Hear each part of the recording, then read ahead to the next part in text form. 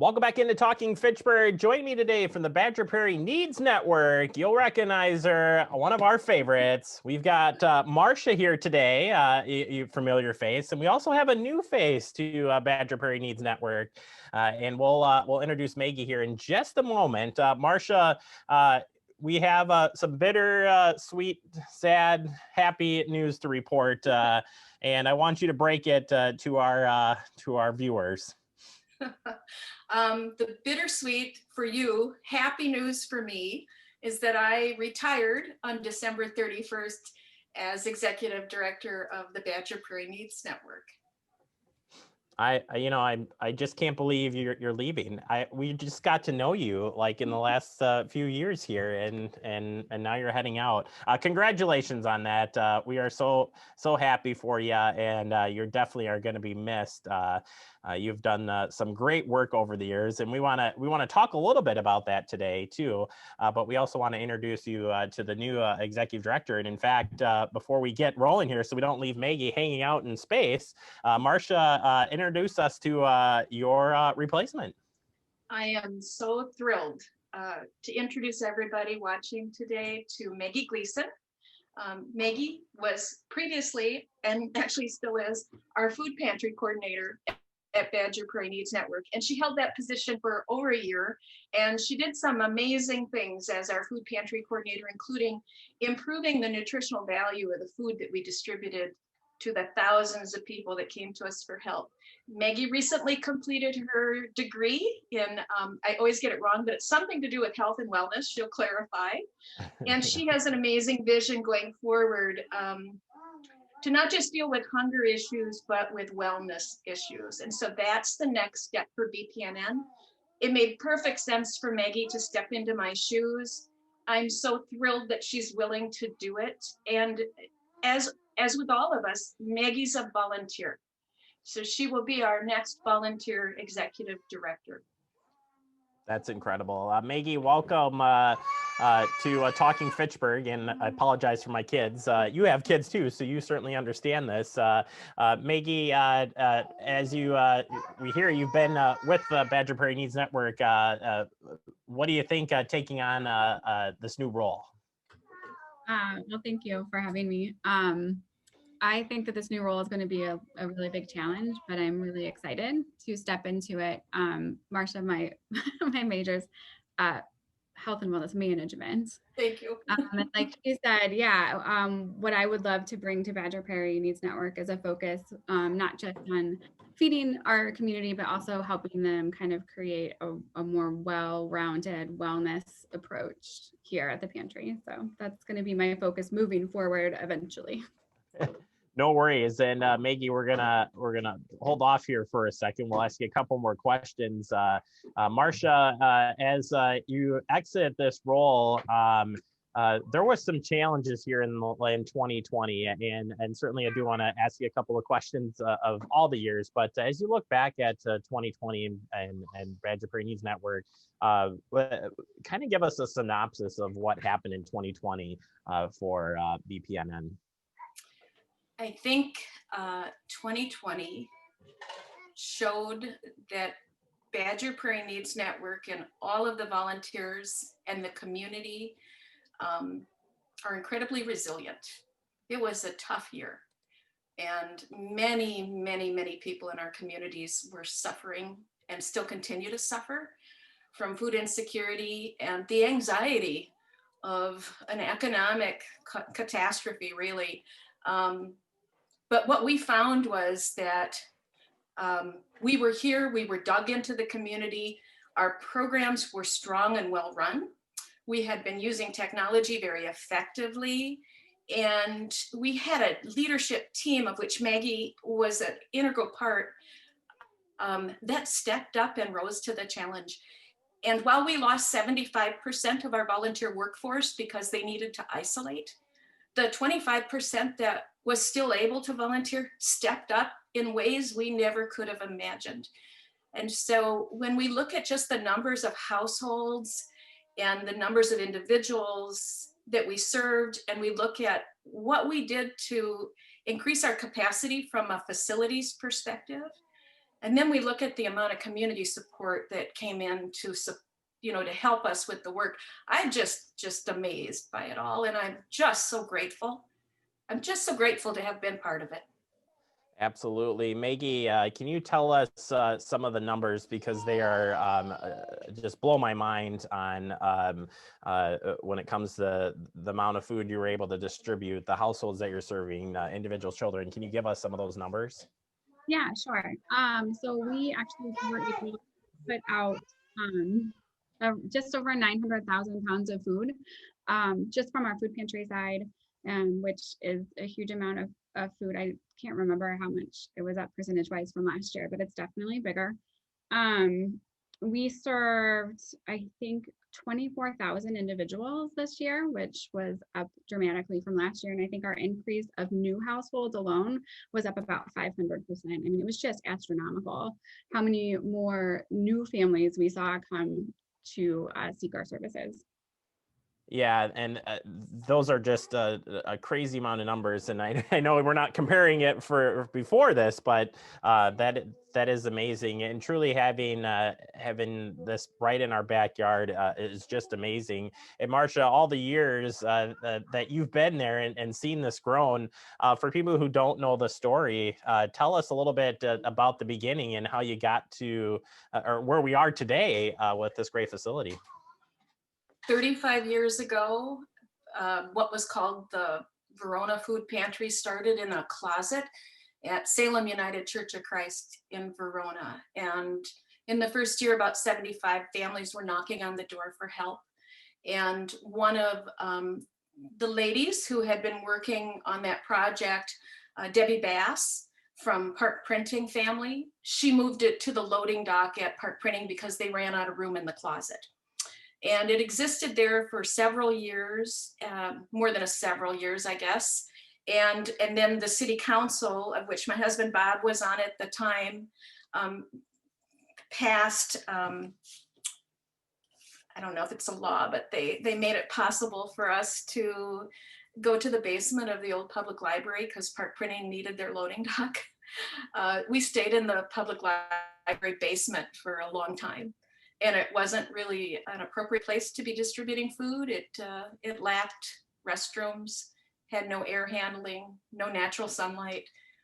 There was a little mold in the elevator. Well, so about 7 years ago, we started raising money and got Dane County to lease us the old administrative building at Badger Prairie Health Complex. And we moved there about 6 years ago. This year we celebrate our 35th year of serving the community. And when we moved to the Badger Prairie complex, we changed our name to Badger Prairie Needs Network. We added a number of programs, including a great food recovery project to reduce food waste called Kitchen to Table. We started a free community meal on Saturdays that served thousands of people every year, mostly senior citizens. We expanded the size of the food pantry to serve more and more. And in the last 3 years, we've expanded the service area 3 times. And today we serve all of Dane County. That was driven by COVID, but the board of directors has approved us continuing to serve all of Dane County even after the pandemic ends.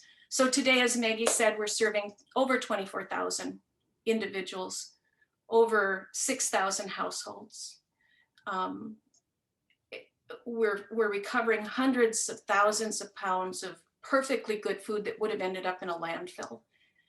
And we're running an amazing meal program, at least we were until COVID, that was really putting a lot of wonderful, delicious gourmet food from mostly Epic into the hands of mostly our senior citizens. So it's just been an amazing process and amazing growth of a community grassroots organization. And this year in December, we peaked a new record of how many volunteers helping us. 1,100 individuals have volunteered at BPNN in the past 2 years. That is just incredible. And the story, I love the story. And to look back, at least in the last 5 years, that and seeing what has happened with the expansions, with the services, with the community involvement, Marcia, it seems to me, I mean, at the end of the day, you're walking out on such an amazing project that's come together, and you've got to watch it grow. How do you feel as you leave today and start that next journey? I feel very grateful, to have been part of it, and super proud of the community. Really, it is truly grassroots. Um, the community embraced what we were trying to do. And this business model of all volunteer for one of the busiest pantries in Dane County, it does not exist anywhere else. No other pantry doing the volume that we're doing is an all volunteer organization. And everybody always says to us, it can't be done.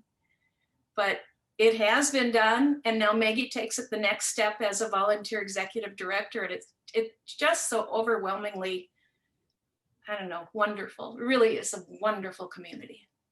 Absolutely, and you've done amazing work, in all of anybody who's ever been involved with the organization from the bottom up. It has just been amazing. And Maggie, as you take on the role and you move into this, and where do you how do you take what is set up here and take those next step forwards? I know you mentioned a little bit about it, but you've got something special here. Oh, definitely. It's a very special organization. It's really close to my heart. It feels like coming home every time I'm here. So I love to be here. And of course, it's a real honor to be able to step into Marcia's shoes. I think moving forward, our main goals in the next couple of years, at least, are going to be just to be able to welcome our guests back into our building at some point, hopefully sooner rather than later. One of the things that I really would love to see come back is that community meal, because I really think that's a pillar of our organization. It not only helps feed people, but it gives them an opportunity for some social interaction.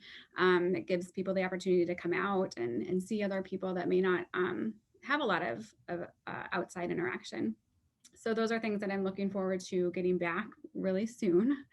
And then once we kind of find our new normal at that point, I would like to implement some of these other health and wellness programming, maybe partner with some different organizations in the area that they could come out and utilize our space, and we can offer maybe some jobs programming and just some support to be able to address different aspects of the wellness, like different dimensions of wellness versus, I mean, just hunger is obviously a really important part of the physical wellness of individuals, but there's so much more that we can address, I think, here at Badger Prairie Needs Network. Yeah, and whether it came because of COVID or not, to be able to serve all of Dane County, people are going to get to see exactly what we've been seeing for many years as a great organization for everything you all have been doing. Marcia, as we start to wrap up here, certainly folks are going to want to know where you're going to next, if it's just retirement and enjoyment, but what would be your final thoughts here, and any advice for Maggie as she moves forward? My next step has already been taken. I'm sleeping in a little more. I am still on the board of directors at BPNN, and I will continue to serve out that term, which is about 2 more years. I'm going to be leading some of the fundraising still for the organization, which includes raising money for a new community room, something larger where people can safely gather. My husband and I moved in August to a different home, still in Verona, but I'd like to unpack some of those boxes. And I am so looking forward to some time with my grandchildren. Because our small group has been volunteering so frequently, I haven't been able to quarantine very much. And so it hasn't been terribly safe for me to spend a lot of time with them. So I'm really looking forward to seeing Maddie and Nolan a little more frequently. And for advice to Maggie, Maggie is such a super great person. I've told her this a million times, but she's got a great sense of humor. She's got a wonderful way with people. I would say, don't worry about what we did in the past. Do what's in your heart and what you think is right, and just be your wonderful self. Thanks, Ama- Marcia. that is amazing advice.